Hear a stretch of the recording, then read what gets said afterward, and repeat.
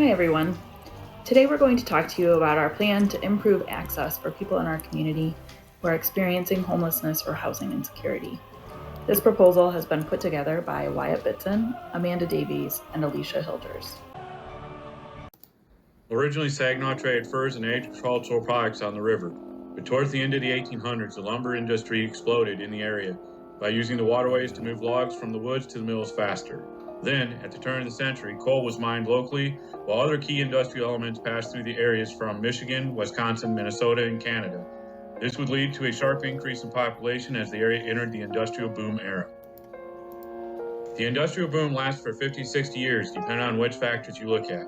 We saw the rise and fall of such giants as Bay City's industrial boom hoist, making the world's largest cranes, and the Defoe Shipbuilding Company, which made commercial barges and light armored naval ships, as well as Flint and Saginaw's downsizing of General Motors and Midland's stagnation of the Dow Chemical.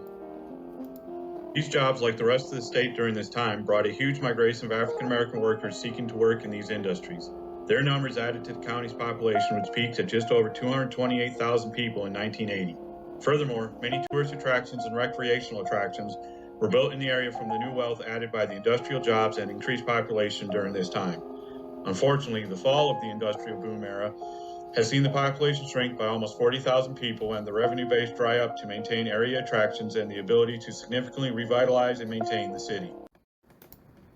The city of Saginaw reached its peak in 1960 at just under 99,000 residents. Since then, the city has lost more than half of its population, coming in at just over 44,000 residents during the 2020 census. Some of the population has been lost due to a shift in the middle class to the suburbs during the 1980s and 90s, but a large portion also left the area because of the downturn in industry, caused by changing consumer auto trends, globalization, the Great Recession, and COVID-19. This has led to the city demolishing 1,000 blighted houses in the last 10 years, and another 1,000 are awaiting funding to be removed. Furthermore, the city has lost 20% of its annual budget since the early 2000s, and many businesses sit vacant, and their values eroded away year after year by neglect in the eyes of potential owners. The Fashion Square Mall has been through bankruptcy, foreclosure, and is pending new ownership as it slowly becomes a ghost town inside. The city has lost 2 Kroger food stores and many mom and pop stores in these economically challenged neighborhoods. This has left Saginaw's population with a 35% poverty rate, 28% renting moderate to low-end housing, 431 homeless people, and a general household median income of $29,500. Most lower-class people struggling to maintain a decent standard of living in the services, healthcare, or education sector, as they are required to go farther and farther from their homes to acquire common consumer goods and entertainment. These factors make the Saginaw Public Libraries vital to the lower-income people and sets the stage for justifying the actions suggested in this proposal. We propose that our strategic plan honor our professional principles of access, service, and social responsibility to unhoused and people facing housing instability in our community. We recognize that these principles can't be pursued as fixed attainments, and we must continually work at them to challenge inequities and reflect the needs and desires of people in our community. Our proposal is to put these values into practice by building a foundation to implement the Poor People's Policy. Our proposal outlines the first steps of building this foundation by revising our library card policy and providing staff training. Through these initial steps, we'll be working to build the infrastructure to continue to adopt more sections of the Poor People's Policy. Our proposal also follows in the trajectory of the Public Libraries of Saginaw's decision in 2020 to remove overdue fines, wipe outstanding overdue fines, and also their project to create a mobile library. To begin to understand how to better serve our community's unhoused population, it's important to have an understanding of what houselessness means and looks like. There are many different formal definitions, narrow ideas, and stereotypes about people who are houseless. We'll be using Winkelstein's definition, an individual who lacks a fixed, regular, and adequate nighttime residence, including children or youth.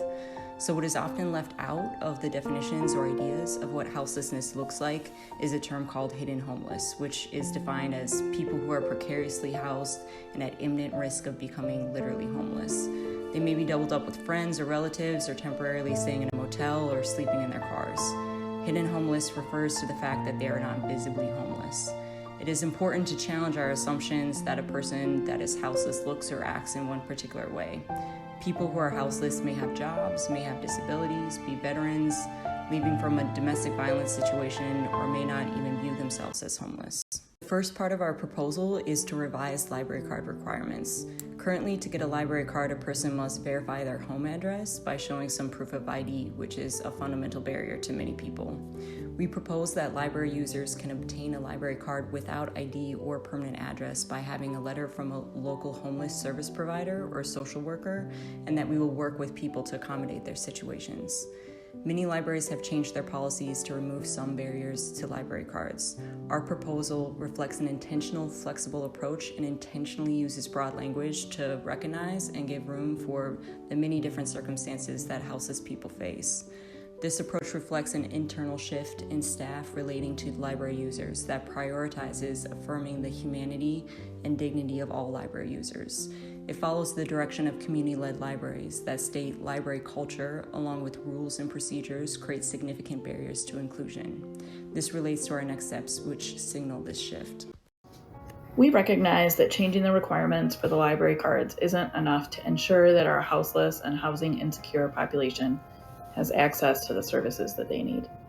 Our staff has to understand why we instituted these changes and also needs training on how to best work with and support our patrons who are experiencing homelessness.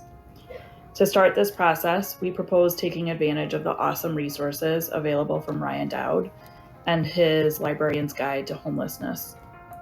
Dowd has years of experience working at a resource center and shelter and has been instrumental in changing how libraries think about their services to people who are housing insecure. For the first year, we'd like to see all staff engage in basic online training provided by the Librarian's Guide to Homelessness at a cost of $499. After staff has been trained individually, Director McCarville and the branch managers will hold debriefing and processing sessions in order to answer questions and provide clear expectations for staff behavior. This training will also prepare staff to respond to complaints from other patrons about their tax dollars being used to support people who don't pay taxes or the presence of people they believe to be homeless in the library building. Our message will always be that we provide services for all members of our community. Looking at last year's budget, it is imperative to understand that the large surplus you see at the bottom of the 2021 budget is mostly tied up in trusts, foundations, loans, and grants that have been built up over time and can only be used for specific reasons and at a specific rate each year. Therefore, the numbers to highlight are $4,651,661 in revenue minus the $3,087,687 in expenses, leaving a surplus of $1.5 million. This surplus was caused by the libraries being closed for 3 months during the hardest time of the COVID-19 pandemic. Therefore, the public libraries of Saginaw have the liquid assets to support the initial cost of implementing this proposal at a rate of $499 for the training and an additional $500 to implement the changes to the Horizon Integrated Library System and print additional library cards for these individuals. This will be the perfect augmentation to the grants received last year for the mobile library unit and the 100 Chromebooks we also acquired. These assets, along with the funding for this proposal, will help homeless and economically challenged members that reside within our sphere of influence be able to use the library immediately and will lead to further assistance in the future as the program picks up steam and public support. We recognize that revising the library card policy and completing staff training are only the first steps in implementing the Poor People's Policy. We propose that we start planning to undertake a full audit of our other policies and procedures to look for places where we might be limiting access, and that we further develop relationships with the target population themselves, as well as service providers and community organizations, so that we can increase service access. These relationships will also help us offer more targeted programming options, both in the library, through our new mobile vehicle, and in service locations throughout the city.